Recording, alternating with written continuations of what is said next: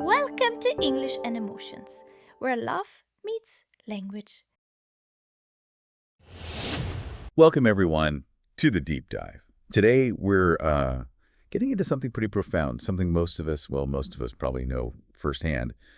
We're talking about heartbreak, that really intense, sometimes just overwhelming experience. It feels universal, yet, when you're actually in it, it can feel like the loneliest place in the world. Absolutely. That deep isolation. Yeah, especially maybe that first big heartbreak where everything just feels shattered and you have no map, really. Completely disorienting. But here's where this deep dive gets really interesting. We're not looking at a typical self-help book today or, a dry clinical paper. No.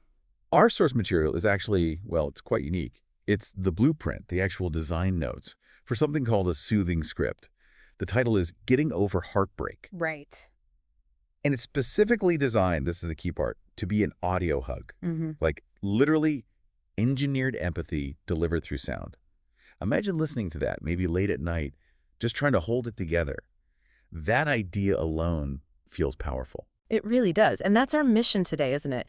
To really unpack the thinking behind this script, we want to look at the very specific design choices, the deep empathetic philosophy that's woven into it. Exactly. Why these words? Why these suggestions? Precisely. We'll explore why certain phrases are used, what kinds of actions are gently suggested, and, maybe most importantly, how this whole approach manages to offer genuine comfort without, and this is crucial, without trying to fix the listener. Right. No quick fixes here. None at all. It's really about understanding this nuanced art of providing real, unconditional support when someone is incredibly vulnerable. So we're aiming to give you a shortcut, really, to being well-informed on this specific method of emotional care. And maybe, just maybe, you'll see how these ideas could apply elsewhere too. Okay, let's dive in then. Let's unpack this blueprint. The very first instruction, the starting point, really sets the whole tone. The script needs to start with, and I quote, a comforting opening that validates their feelings. E.g., it hurts. I know. That's immediate, isn't it? Just boom.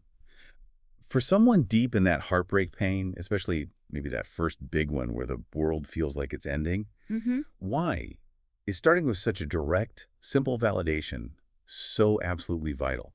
It feels like, I don't know, a friend just showing up and sitting beside you quietly. It's absolutely foundational. You used the word vital, and it really is. The psychological power of that immediate acknowledgement, well, it's hard to overstate, especially when someone's drowning in that kind of acute emotional pain. Right. When the script just opens with, it hurt, I don't know, it immediately starts to soothe the nervous system. Think about the amygdala, that threat detector in our brain. It's likely firing like crazy during heartbreak. Yeah, everything feels like danger. Exactly. But hearing that pain acknowledged, validated, it signals safety. It starts to dial down that threat response. It massively reduces that awful burden of feeling misunderstood or like you're totally alone in this immense suffering. That simple phrase, it hurts, I know, it just communicates so clearly. I see you. I hear what you're going through. Your feelings are real. They're legitimate. It's an immediate acceptance, no strings attached, of their painful reality right now.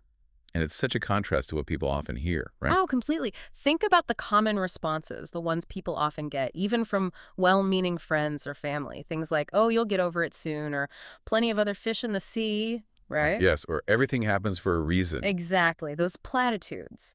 While the intention might be comfort, the impact is often the opposite. They can feel incredibly dismissive. Psychologically, they can even trigger feelings of shame, like maybe I shouldn't be feeling this bad, or am I overreacting? Yeah, it makes you want to just shut down. It does. It can lead to emotional withdrawal, making the person feel even more isolated. But this script, it explicitly says to avoid those cliches. And that opening, it hurts, I know, is the perfect example of that commitment.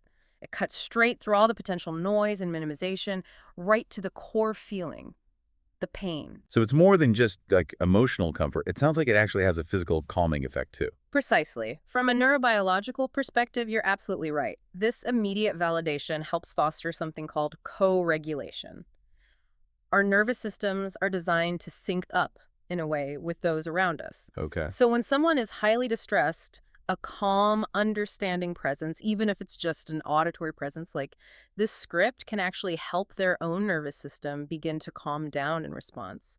It's like finding a secure base, to borrow a term from attachment theory. Ah, right. It creates a space where the person feels safe enough to actually feel their difficult emotions, maybe even explore them eventually, instead of having to brace themselves against potential judgment or someone trying to talk them out of their feelings. So it sort of disarms them, makes them feel less defensive about how much it hurts. Exactly. It removes that need to justify their sadness or prove how deep the hurt goes. It's an immediate signal. I'm not here to judge you. I'm not here to tell you how you should feel. I'm not trying to rush you through this. I can almost physically feel the difference just thinking about it. Someone trying to cheerlead you out of a pit versus someone just acknowledging, wow, yeah, you're really in a pit right now. That looks hard. Hmm. It builds trust instantly, doesn't it? It makes it clear the script's goal is exactly what the source says, to sit with them and speak kindly, not to fix it. Precisely. It's about acknowledging the experience of heartbreak, not trying to solve the problem of it. And once that pain is seen, once it's validated and held in that safe space, then the script can intelligently move on to describing the storm of emotions that usually comes with it. It brings a kind of order to the chaos. Which leads us perfectly into that next phase, right? Navigating the emotional storm. The blueprint says the script should include descriptions of the emotional storm. Heartbroken, lonely, confused, angry. Moving from that general validation of pain to naming these specific feelings, what's the significance of doing that? Of actually spelling out these particular emotions for someone who's right in the thick of it, it feels like. Like giving shape to something that might just feel like a huge, messy, overwhelming cloud. It's incredibly significant. The power of naming emotions, what psychologists sometimes call affect labeling, is really profound. It does a couple of key things. Firstly, it normalizes the experience. Okay. Heartbreak isn't just one feeling, is it? It's this complex, swirling mix, just like the script says. Heartbroken, lonely, confused, angry. By articulating these distinct parts, the script helps the listener recognize their own internal state. It says what you're feeling, it has names, it's understandable. Ah, so it makes it less scary, less like you're the only one who's ever felt this mess of things. Exactly. And interestingly, research, often using fMRI brain scans, has shown that the act of putting feelings into words can actually dampen the response in the amygdala, that fear and emotion center we talked about. Wow, really? Yeah. It seems to engage the prefrontal cortex, the more thinking part of the brain, helping to regulate the raw emotion. So, hearing these feelings named isn't just validation. It might actively help the listener begin to process them more effectively. It reduces that terrifying feeling of being crazy or uniquely broken by their own internal chaos. It reassures them that this intense, messy experience is, sadly, a common human response to loss. That's fascinating, the idea that naming it actually helps regulate it. Can we dig a bit deeper into why these four specific emotions might have been chosen? Heartbroken, lonely, confused, angry. They seem to cover a lot of ground. They do, and they align quite well with different facets of grief and loss without being rigidly tied to, say, the Kubler-Ross stages or anything like that. Heartbroken is the obvious one, right? It's the core agony, Maybe the gut punch. the profound emotional, sometimes even physical pain of the loss, that sense of being shattered, torn apart. It captures the initial shock and deep wound of the separation. Then lonely. This speaks directly to that deep void, the isolation that comes when someone who was maybe woven into the fabric of your daily life is suddenly gone. It's not just being physically alone, it's an emotional, relational emptiness. Right. The person you told everything to isn't there anymore. Precisely. And confused. This nails the disorientation, the endless questioning what went wrong. Was any of it real? Trying to make sense of the past, feeling lost in the present, and facing a future that suddenly looks completely different, maybe even terrifying. Who am I now? Yeah, the rewriting of the past and future. It's that cognitive dissonance, trying to reconcile what you thought you had with the reality now. It's trying to make sense of something that might feel utterly senseless. And then angry.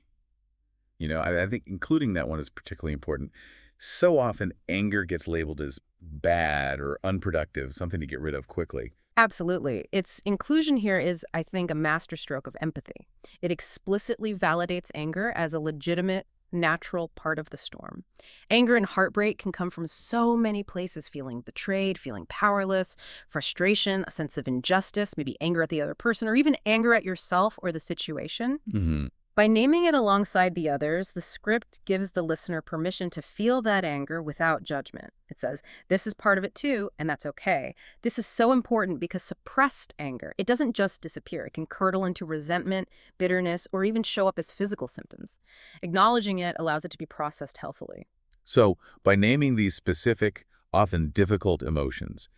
The script makes the listener feel really seen, doesn't it? It's not just a general, I'm sorry you're sad. Exactly. It's saying, I understand the specific landscape of your pain. I see the heartbreak, the loneliness, the confusion, and the anger. That specificity makes the audio hug feel much more tangible, more real. You don't just feel vaguely comforted. You feel deeply understood in the particulars of your experience. And that in itself is incredibly healing. It's like the script is holding up a mirror, right? Hmm. Helping you see and name the different parts of your own messy feelings, Yeah. which is so much more helpful than just lumping it all under sadness. Oh, precisely. I can imagine the relief someone might feel just hearing those words, articulating something they've been struggling to grasp themselves, like, yes, that's it. I'm not just losing my mind. Exactly. It brings clarity to the internal chaos. And once that chaos is acknowledged and somewhat defined, it creates a foundation. It allows the script to then gently, very gently, move towards suggesting some actionable, self-compassionate steps forward. Which takes us right into the next section of the blueprint, offering these gentle pathways to healing, the sourceless specific examples, journaling, walks, talking to a friend, crying. Mm-hmm. And again, that word gentle really jumps out. These aren't orders, are they? They feel more like soft invitations.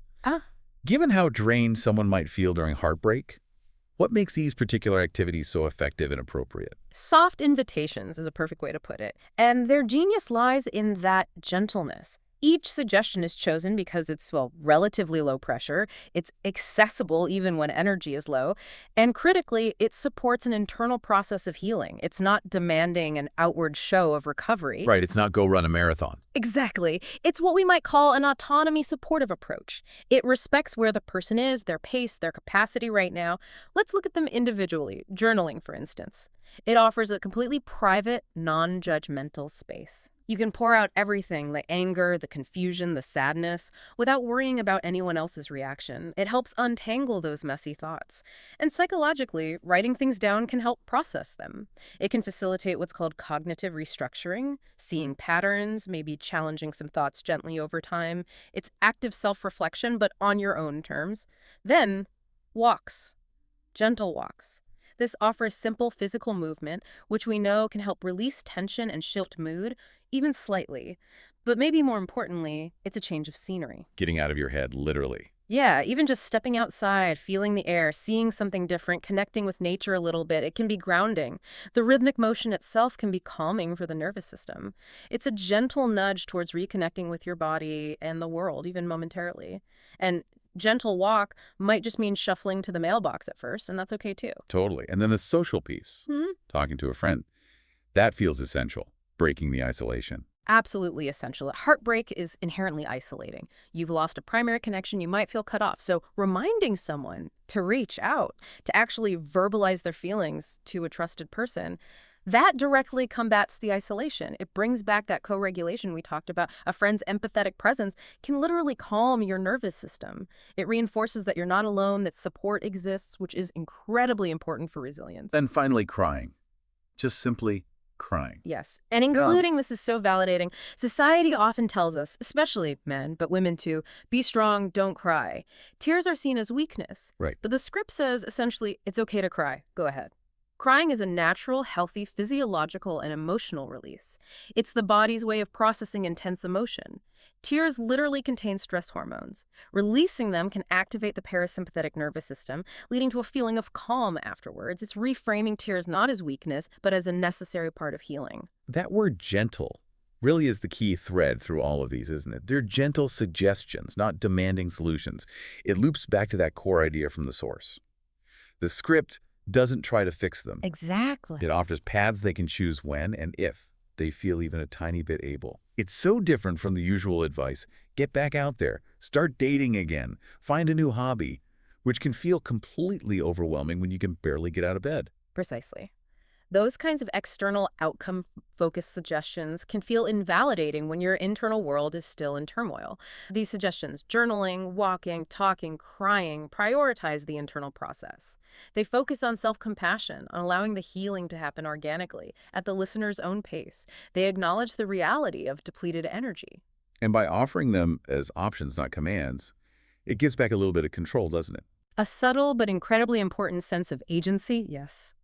In a situation where you feel like your whole life has been turned upside down and you have no control, being offered gentle choices, tools you can pick up if you want to, that's empowering. It says you still have some agency here, even in your pain. I can really feel the difference. Imagine being told you have to go socialize when you feel like hiding, versus being gently reminded that talking to a friend is an option when you're ready. It respects the listener's state.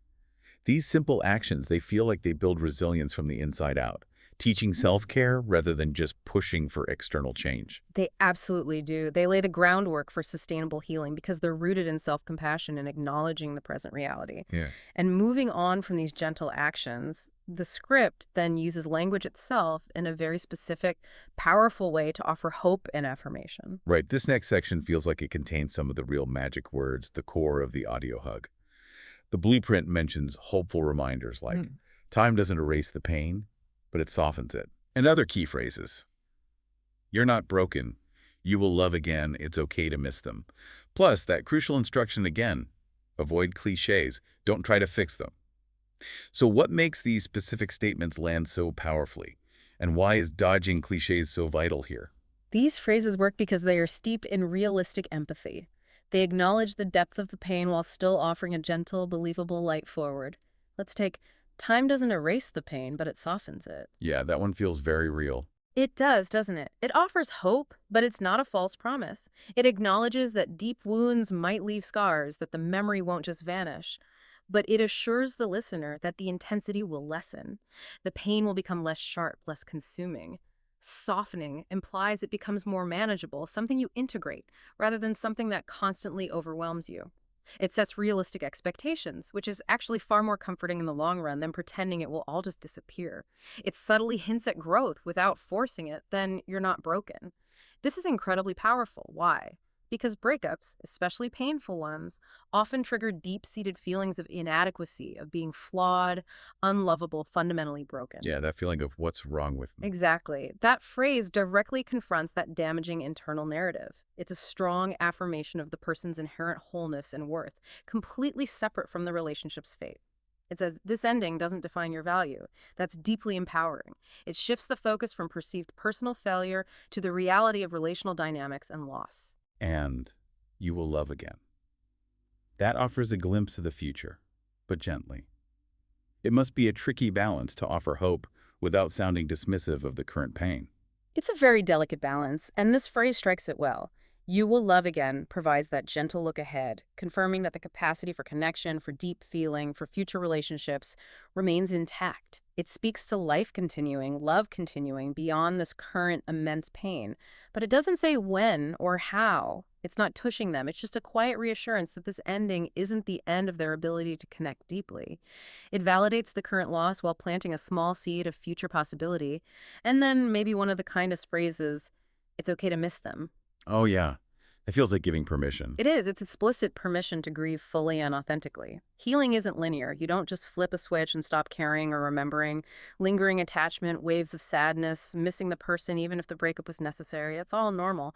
But society often pressures us to get over it fast, to not look back, to feel bad if we still feel that connection. Right, like you're failing at healing if you still miss them. Exactly. This phrase counters that pressure beautifully. It validates those complex, often contradictory feelings. It says your feelings are okay. Missing them is part of this. Allow it. It avoids that toxic positivity that denies the reality of grief. And all of this is underpinned by that instruction to avoid clichés. It seems so obvious, yet clichés are everywhere in these situations. Why are they so detrimental? Because clichés, almost by definition, are generic and impersonal. While maybe intended to help, they often land as insincere, trite, and dismissive. They suggest the speaker hasn't really heard the unique depth of your pain. Like they're just reciting lines. Precisely. It creates distance. It doesn't build connection. Think of plenty of fish in the sea. It implies the lost relationship, the specific person was easily replaceable, trivializing the unique bond and the depth of the loss. Compare that to the nuance of you will love again. It's worlds apart. The script's deliberate avoidance of these empty phrases reinforces its commitment to genuine, specific empathy. And it all comes back to that core philosophy. Don't try to fix them. The goal isn't a quick repair job. It's providing a space of understanding, realistic hope, and unwavering presence. That's what fosters true resilience, validating the grief, not papering over it. It's that authenticity that builds trust, isn't it? Speaking truthfully, kindly, specifically, rather than resorting to easy, meaningless phrases. That feels like the heart of the audio hug. It absolutely is. It's about leveraging that deep human connection, that limbic resonance, where genuine empathy can actually soothe another person's distress. And after offering these powerful, carefully worded affirmations, the script then moves towards its conclusion, bringing the hug to a close in an equally thoughtful way. Which brings us to the final piece of the blueprint, the closing. The instruction is for a quiet, uplifting closing that leaves the listener feeling held, not rushed. This sounds lovely, but also quite specific. What does it actually mean for a closing to be quiet and uplifting, but also leave someone feeling held, not rushed? How does that work? It's a really insightful instruction, capturing the essence of the entire approach. Let's break it down. A quiet closing suggests gentleness, a fading out rather than an abrupt stop. Imagine the script just ending suddenly. That could feel jarring, maybe even abandoning, especially for someone in a vulnerable state. Yeah, like pulling a blanket away too quickly. Exactly. So quiet implies a soft landing, allowing the listener time to absorb the messages, to sit with the feelings, to transition gently back into their own space. And uplifting here doesn't mean suddenly cheerful or demanding happiness. It's more subtle. It suggests leaving the listener with a gentle sense of peace, perhaps, or quiet strength. A subtle undercurrent of hope, a whisper of optimism that things can and will get better, even if it takes time. It's like leaving them with a small, warm ember of hope, not a roaring fire they're not ready for. But the most critical part is leaves the listener feeling held, not rushed. This is the core of the empathetic intent carrying through to the very end. What does held mean in this context after the word stop? It means the feeling of support, of presence, of understanding lingers. The audio hug doesn't just abruptly end when the sound stops. There's a residual sense of warmth, of being accompanied. It communicates that the empathy offered continues to surround them, giving them permission to stay with their feelings, to process at their own pace. So it's really about honoring the fact that healing isn't on a schedule, that you can't just wrap it up neatly at the end of a recording. Precisely. Heartbreak healing is messy, it's nonlinear. A closing that feels rushed would imply, okay, time's up, feel better now, which completely undermines everything that came before it. It could make the listener feel pressured, inadequate, or like their ongoing pain isn't acceptable. Right, like they failed the audio hug if they aren't magically okay by the end. Exactly. This held, not rushed closing avoids that entirely. It encourages lingering in the comfort, continuing the internal work, nurturing that self-compassion the script has hopefully fostered. It respects the listener's unique timeline implicitly. It says, the support is here. Take the time you need. Be gentle with yourself. It's like the difference between a conversation where someone looks at their watch while you're pouring your heart out versus one where they stay fully present until you naturally wind down, leaving you feeling truly heard and supported even after you part ways. That's a perfect analogy. It's that lingering sense of connection and understanding. This kind of closing reinforces the entire audio hug philosophy: empathy over fixing, presence over prescription. It's the final gentle embodiment of that supportive presence, empowering the listener to carry that feeling forward. We've really unpacked a lot here, peeling back the layers of this really quite remarkable soothing script. It's amazing how much thought goes into creating something designed purely for comfort. It really is. We've seen the incredible power of starting with that immediate, simple validation. It hurts, I know, and how that calms the nervous system. We've talked about the clarity and regulation that comes from naming those specific chaotic emotions: heartbroken, lonely, confused, angry. We explored the wisdom in those gentle, self-compassionate pathways: journaling, walks, talking, crying, respecting autonomy and energy. And we delved into the transformative impact of very specific, non-cliched language like time softens it, you're not broken, offering realistic hope without ever trying to fix the person. And when you synthesize all that, when you look at the bigger picture from this deep dive, it's clear this blueprint, this soothing script concept, it offers so much more than just a way to comfort heartbreak. It's really a masterclass in the art of empathetic communication itself. Yeah, it really feels like that. It's a powerful testament to understanding being more healing than quick fixes. It's about meeting someone exactly where they are, in that moment of vulnerability, and offering genuine presence and co-regulation, allowing their own internal processing to happen. So maybe here's a final thought for you, our listeners, to take away and mull over. Consider these principles we've uncovered today. That immediate validation, naming emotions clearly, offering gentle guidance, using precise, hopeful, non-cliche language, and always avoiding the urge to fix. How might you apply these ideas in other areas of your life? Think about challenging conversations you might have, or moments when someone you care about, or even you yourself, is distressed. How could adopting the philosophy of this audio hug enhance your ability to offer truly supportive presence? What small, subtle shifts could you make in how you communicate to genuinely leave someone feeling held, not rushed, whether it's with a friend, a partner, a child, or even in your own self-talk during tough times? What could that kind of intentional, compassionate communication change?